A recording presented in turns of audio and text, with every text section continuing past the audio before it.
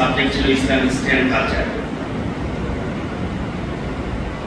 তো এখন আমাদের সামনে যে কোরবানি দিতে না পারলে কোনো সমস্যা নেই, এটা কোনো বাধ্যবাধকতা না। আপনি যদি মনে করেন যে আমার পরিবারের বেশি লোক সুস্থ কাউকে দেবো না, দিবেন না, খাবেন দস্তুর মধ্যে মন পছন্দ করবো।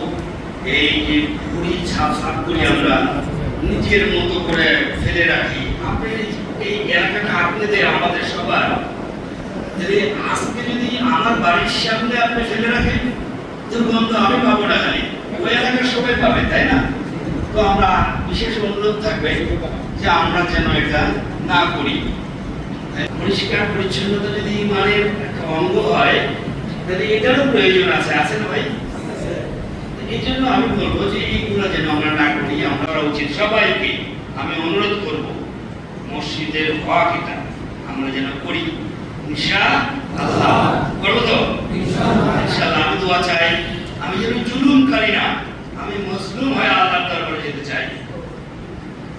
আমরা যেন সবাই মজলুম হয়ে আল্লাহর দরবারে মরতে পারি, আল্লাহর দরবারে যেতে পারি। আল্লাহ যেন আমাদেরকে এই তৌফিক দান করেন, আমিন। তো আমার আর কিছু বলার নেই, আজকে বলতে গেলে সময় নষ্ট হবে। আমি ঘন্টার পর ঘন্টা বক্তব্য দিতে পারি আপনাদের দোয়ায়। আগামীতে দেখা হবে আপনাদের সাথে ইনশাআল্লাহ।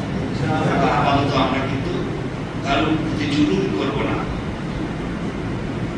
জবাব দিলাম আমরা, আমি সহ জবাব দিলাম আমরা জুলুম করবো না ইনশাআল্লাহ। সবাই ভালো থাকবেন, কোরবানির নিয়ম মেনে আমরা কাজ করবো।